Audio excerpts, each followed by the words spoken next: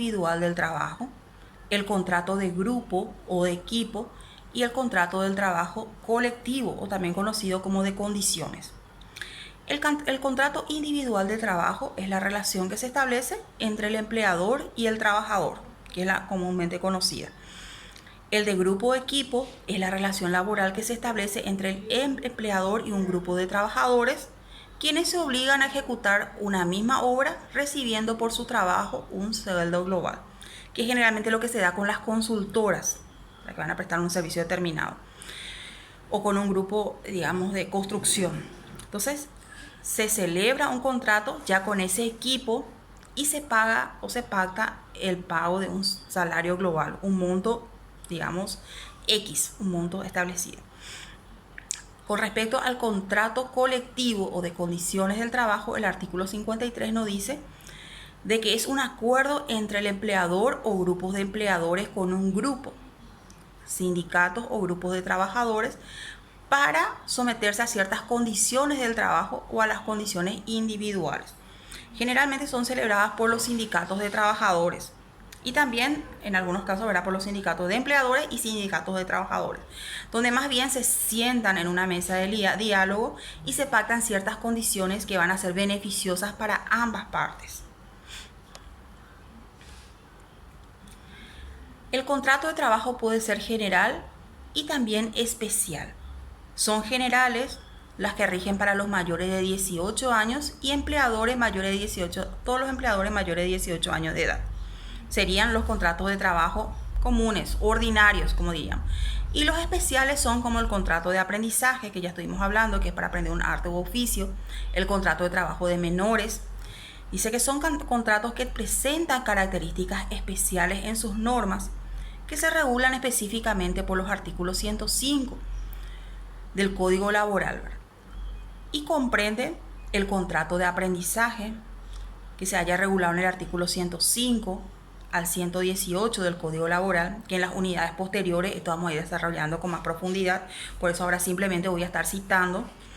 También el contrato de menores y mujeres, que sabemos que está prohibido el trabajo de niños, pero sí se permite el trabajo de adolescente, que debe ser expresamente regulado, que a partir de los 14 años hasta los 18, hasta cumplir la mayoría de las mujeres. Está también regulado por el tema de la maternidad, la lactancia. El contrato de trabajo a domicilio, el contrato de trabajo del servicio doméstico, que hace poco también fue, digamos, modificado por una ley, el contrato de trabajo rural, el contrato de trabajo de las empresas de transporte y también el contrato automotor terrestre. Todo esto vamos a ir desarrollando en las unidades posteriores o en las clases posteriores. Ahora bien, ¿cuáles son los requisitos esenciales de validez de los contratos de trabajo? Entonces, para que un contrato de trabajo sea considerado válido, ya sabemos que tiene que tener el primer requisito, que es el del consentimiento. Ese consentimiento válido. Y para que sea válido, las personas que las firman deben tener discernimiento, intención y voluntad. Es un acuerdo. Cuando hablamos de consentimiento válido, hablamos de ese acuerdo de voluntades para adquirir y extinguir derechos y obligaciones de ambas partes. Debe ser libre de error, dolo, violencia o vicios del consentimiento. Error era cuando se pretendió firmar un tipo de contrato y al final se firmó otro. Dolo es toda argucia, maquinación utilizada por una de las partes para engañar al otro. Y violencia, que puede ser la violencia física o la violencia moral, para constreñir la libertad de que esa persona consensúe un contrato no querido, alteran la voluntad. Todo acto jurídico lícito que indica la relación jurídica, causando la anulabilidad en caso de dolo y violencia y nulidad en caso de error. Eso ahí también es muy importante. Es anulable cuando se ha celebrado con dolo y violencia, y esto posteriormente se comunica, y es nulo cuando se celebró con error. Para ello es muy importante también la capacidad jurídica. Puede ser de hecho con su ejercicio y de derecho relacionada al goce de los derechos y el cumplimiento de las obligaciones contraídas. De ahí que el contrato de trabajo celebrado por un menor de 13 años no tiene validez porque no es capaz. De los empleadores, también deben contar con capacidad, se rige por el derecho común que establece la mayoría de edad. Toda persona que tenga la mayoría de edad y no haya sido declarada incapaz judicialmente, se presume que tiene la capacidad para celebrar, ser trabajador o empleador. Las personas interdictas o sujetas a prohibición no podrán ser empleadores.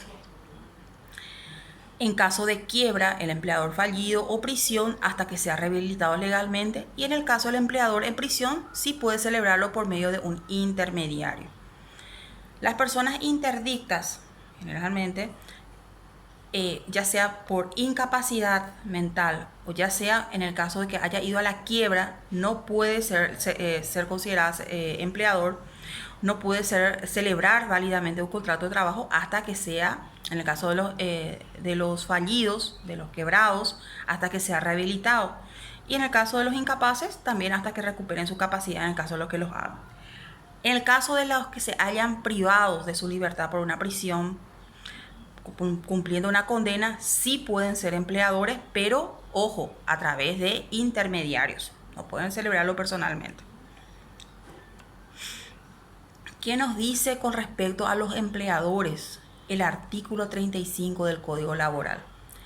Nos dice que tendrán plena capacidad para celebrar contrato de trabajo, percibir remuneraciones y ejercer por sí mismos las acciones derivadas del contrato o la ley, los menores de edad de uno y otro sexo que hayan cumplido 18 años de edad y la mujer casada sin necesidad de autorización alguna. La libertad de contratar para los mayores de 18 años no implicará su emancipación. Como sabemos, la ley 213 es del año 93 ante la ley 1680. Entonces, aún se consideraba a una persona de 18 años de edad como menor de edad. Esto fue modificado por el artículo 1 de la ley 496 del Código Laboral y también posteriormente por la ley 1680, ¿verdad? Y la ley 2169 que nos habla de la mayoría de edad, ¿verdad? Donde establece las franjas etarias. El artículo 37 del Código Laboral nos habla, aquí voy a poner un poquitito, ahí es, de que la falta de autorización exigida en el artículo anterior, más bien en el caso de la mujer casada, no exonerará al empleador del cumplimiento de las obligaciones inherentes al contrato del trabajo, hasta que fuera declarada la caducidad por autoridad competente y a petición de parte, que se da más bien en el caso de los menores de edad, ¿verdad? Que serían menores de 13 años, ¿verdad? Y en el caso de la mujer casada, que actualmente tampoco rige porque fue, digamos, modificada o derogada por la ley 1/92 que establece la igualdad entre el hombre y la mujer. Entonces, la mujer casada válidamente puede celebrar contratos de trabajo sin necesidad de que tenga autorización de su esposo. El objeto determinado y posible que debe hacer en el trabajo y si le es posible, nos dice una pregunta, ¿verdad? Acá dentro del material. Y el artículo 29 nos dice: el objeto del trabajo, del contrato a que se refiere este título, es toda obra que se realice por cuenta y bajo dependencia ajenas. Todo servicio material o intelectual o mixto que se preste en iguales condiciones. O sea que para que tenga validez un contrato de trabajo debe recaer sobre un objeto posible, determinado y lícito, que se entiende que puede ser toda obra o servicio, material, intelectual o mixto, o sea, material e intelectual, y que se preste en igualdad de condiciones.